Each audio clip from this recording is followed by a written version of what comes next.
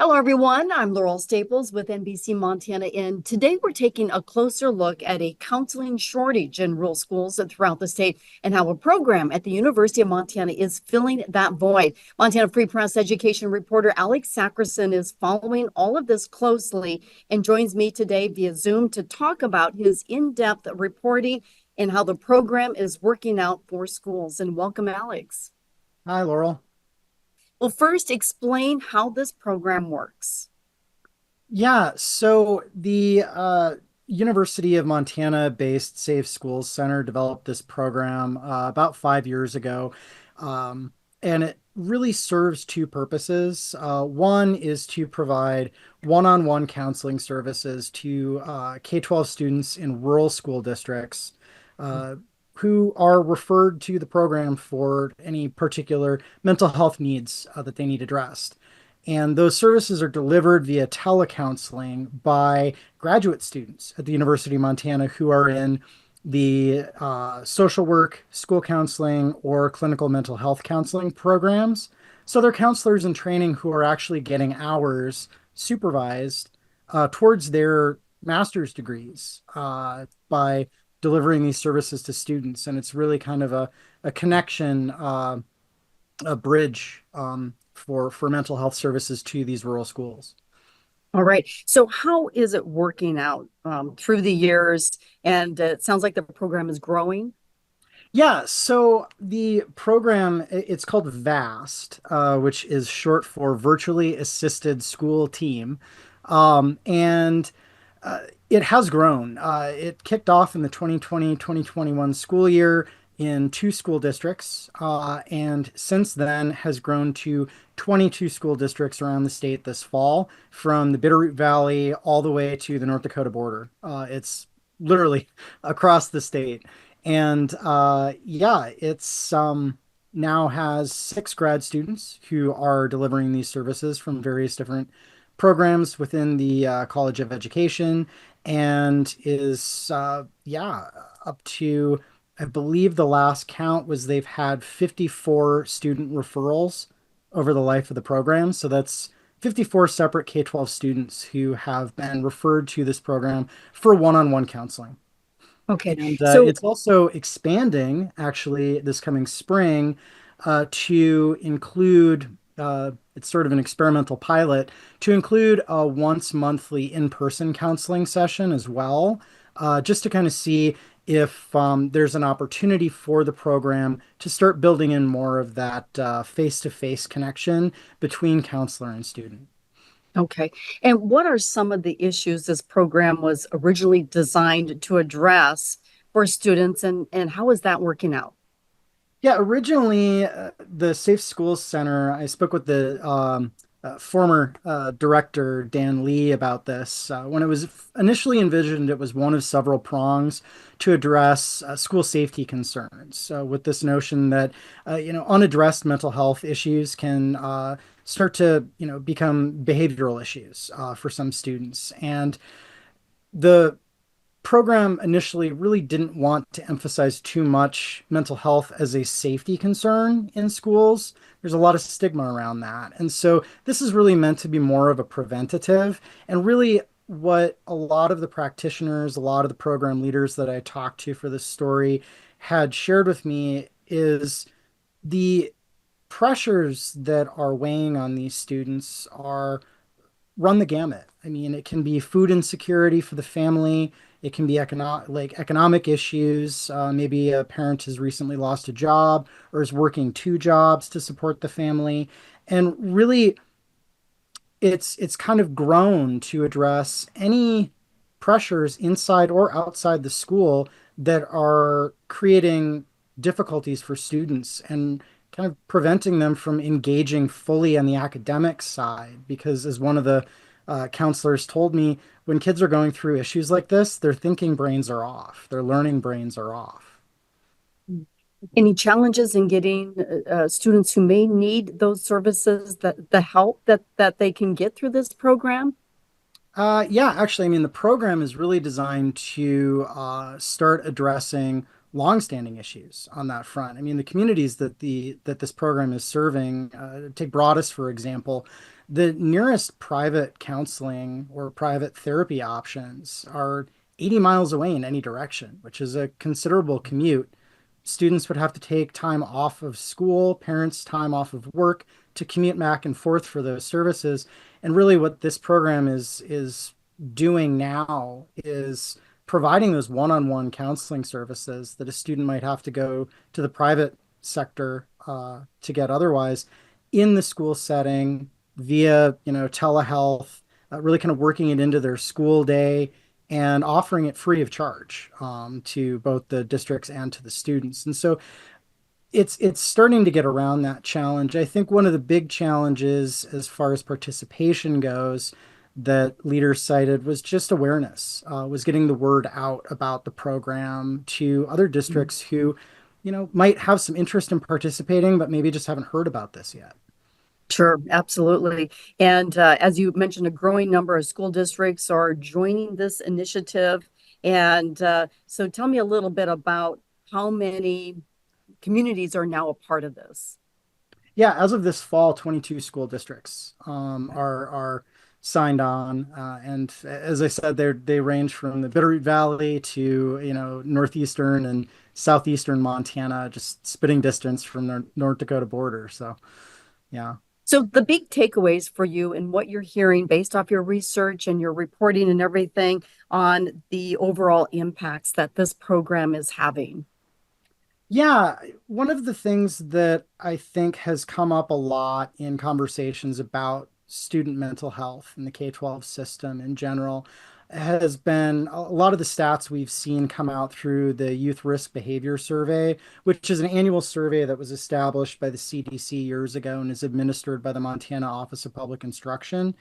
And that survey asks students a whole range of questions from mental health to substance abuse to sexual activity. And what the latest results from the 2023 survey, which they surveyed just over 4,400 students in 50 school districts, showed that 43% of those surveyed had felt sad or hopeless for every day for at least 2 weeks.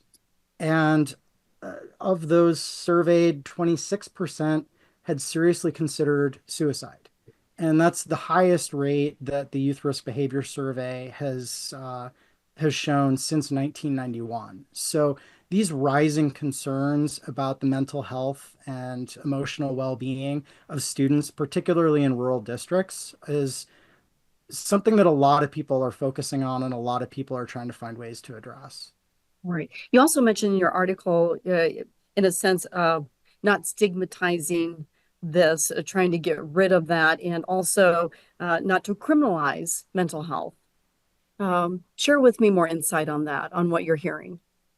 Yeah, in larger communities, the it seems as though the conversation around mental health has swung in recent decades. It's a lot more common to hear people talk more openly about mental health and even seeking mental health treatment themselves. And that mental health treatment doesn't necessarily look like a big, scary intervention. It can often just be a once a week session talking about whatever's going on in your life with someone who, can provide a little guidance, can be a listening ear, and can keep what you talk about, private. In more rural communities, this can be that stigma can still be around. This is a state where we pride ourselves on our independence, on our resourcefulness, on being, resilient individuals. And that can oftentimes result in people not feeling very comfortable talking about mental health issues. And it also raises some service-based questions when it comes to therapeutic interventions or the availability of therapy. I mean, you think about a small community, uh, there are not a whole lot of people in town. So if you go and talk to someone about your problems who's a professional, even a school counselor, you might see him in the grocery store the next day or, at the rodeo.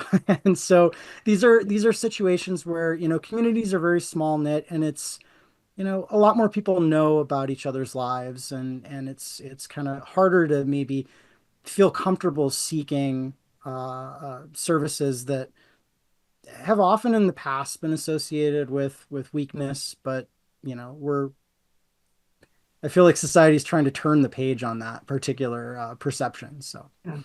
So what's the first step for someone to get involved in this program?